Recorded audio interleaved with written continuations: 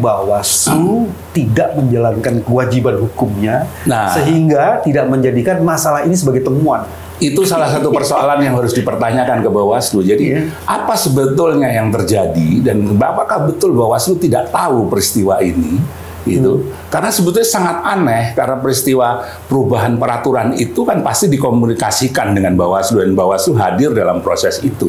Mestinya mereka tahu bahwa ada kesalahan prosedur di depan yang harusnya mereka mengambil tindakan.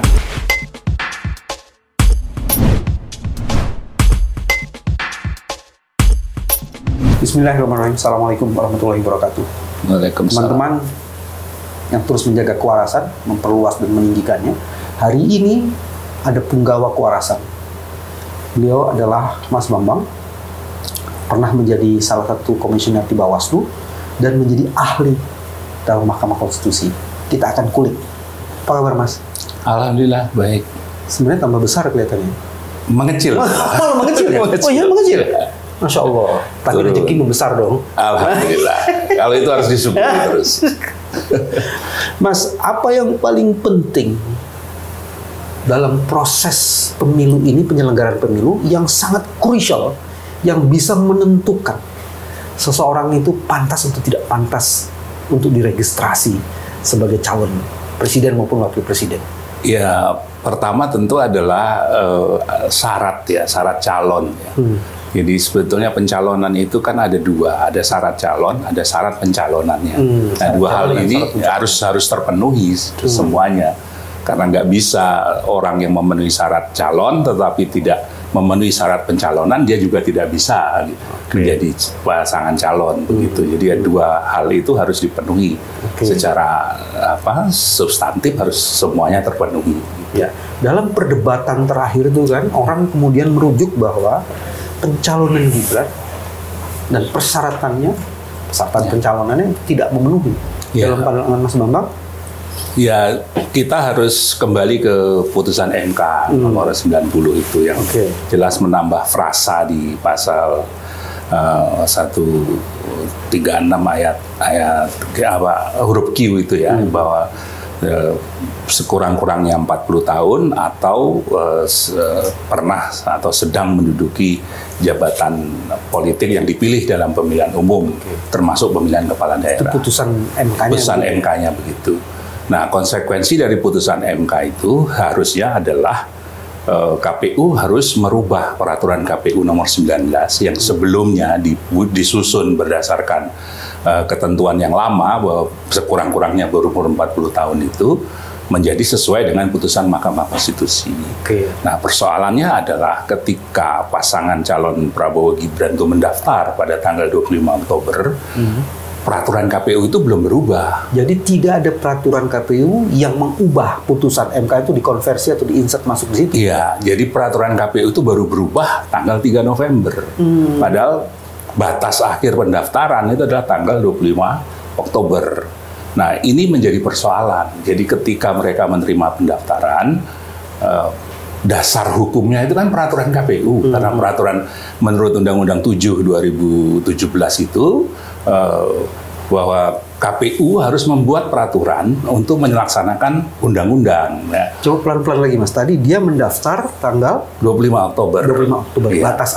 Batas akhirnya 25 Oktober itu 25 Oktober. Iya. Tapi peraturannya belum dirubah. Maka seharusnya pendaftaran itu mengatakan tidak bisa diterima karena jelas tidak memenuhi syarat umur 40 tahun. Kemudian setelah diterima pendaftaran itu kan dilakukan verifikasi. Kebenaran dan keabsahan dokumen yang didaftarkan itu harus diverifikasi oleh KPU. Nah, dalam proses verifikasi itu jelas diperintahkan dalam Undang-Undang Nomor 7, KPU harus membuat peraturan KPU untuk menindaklanjuti melakukan verifikasi. Berarti perintah membuat peraturan itu sebetulnya asli dari Undang-Undang 7 itu pun belum dilakukan. Itu belum dilakukan. Kesalahan kedua dari KPU. Nah, ketika verifikasi itu harus dibuat berita acara, maka berita acara itu pasti merujuk kepada peraturan nomor 19. Ya. Artinya kalau verifikasi itu dinyatakan benar, ada kebohongan di situ karena tidak sesuai dengan bunyi antara peraturan itu ya. dengan itunya dengan dokumen yang diserahkan. Nah, disinilah menjadi masalah secara hukum, karena peraturan KPU itu kan bagian dari peraturan perundang-undangan yang nggak boleh diabaikan begitu saja, tidak boleh diterabas begitu saja. Nah, diperintah oleh undang-undang untuk membuat peraturan KPU tidak dilakukan, baru setelah tanggal 3 November peraturan itu dirubah. Nah, yang menjadi persoalan adalah proses pendaftaran dan verifikasi itu harusnya menyatakan bahwa yang diverifikasi itu tidak sesuai dengan peraturan itu, tetapi kan ternyata ketika dalam penetapan dinyatakan bahwa hasil verifikasi itu telah sesuai dengan peraturan KPU, padahal jelas tidak sesuai begitu. Dan juga di situ sebenarnya ada diabaikan satu proses di mana kalau dalam pembuatan peraturan KPU harusnya konsultasi. Harus ada konsultasi dengan DPR dan sifatnya wajib. Konsultasi dengan DPR dan pemerintah dalam rapat dengar pendapat umum. Jadi ada tidak hanya konsultasi, tapi dalam RDPU. Ya, artinya KPU terikat kewajiban itu, wajib berkonsultasi dengan DPR dan pemerintah dalam formatnya RDPU begitu. Jadi bukan dalam konsultasi saya ketemu Mas Bambang lalu bertanya dengan begitu, tapi dalam format RDPU. Ada yang mengatakan dari pihak sebelah itu mengatakan loh, dalam situasi yang kritikal harusnya ada diskresi.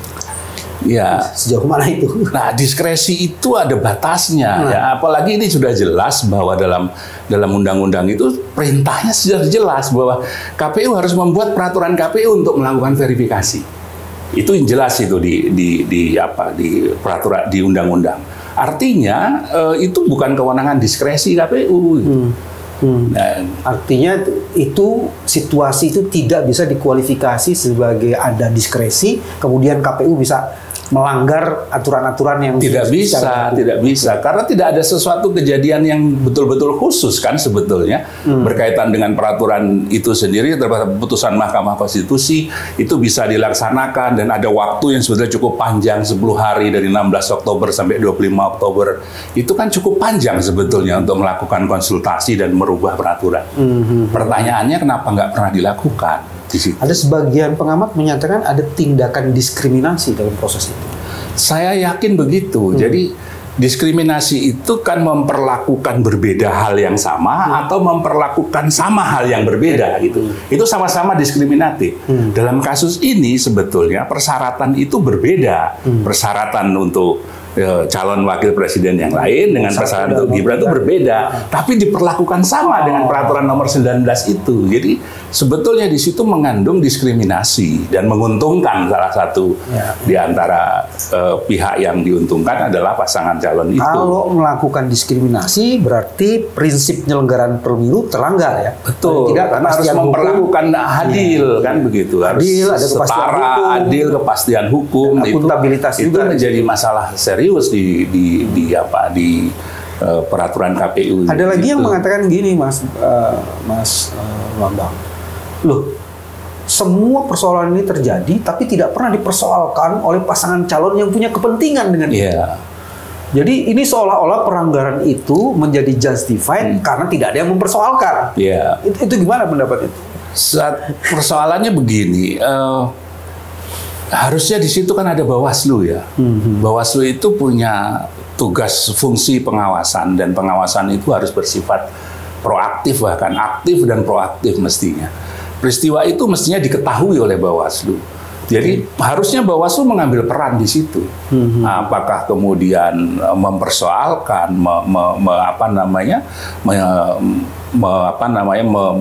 membuat melakukan pemeriksaan, menjadikan temuan ya gitu. Itu yang harusnya dilakukan. Tidak harus bahwa peristiwa itu harus pasangan calon atau pihak-pihak yang harus mengajukan keberatan, karena dalam hal ini ada fungsi pengawasan yang harusnya dijalankan oleh Bawaslu. Jadi sebenarnya Bawaslu tidak menjalankan kewajiban hukumnya, sehingga tidak menjadikan masalah ini sebagai temuan.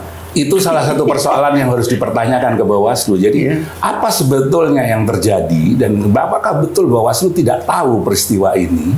Gitu. Karena sebetulnya sangat aneh karena peristiwa perubahan peraturan itu kan pasti dikomunikasikan dengan Bawaslu dan Bawaslu hadir dalam proses itu. Mestinya mereka tahu bahwa ada kesalahan prosedur di depan yang harusnya mereka mengambil tindakan untuk itu. Apalagi kalau itu kewajiban hukum kan, nggak ada boleh kata nggak tahu. Nggak ada, iya, karena mereka punya kewajiban hukum. Itu mandat dari undang-undang bahwa mereka harus melakukan pengawasan terhadap proses pendaftaran. Ini tentu menjadi persoalan yang serius, harus ditanyakan juga kepada Ketua Bawaslu, langkah-langkah apa yang sudah dilakukan oleh Bawaslu ketika kalau semua proses itu dilanggar atau proses itu terjadi pelanggaran, dan itu pelanggaran yang sangat substantif, maka apa akibat hukumnya? Pertama, saya menganggap persoalan itu adalah persoalan konstitusional, karena yang dilanggar itu adalah peraturan KPU, dan peraturan KPU itu adalah peraturan pelaksanaan dari undang-undang.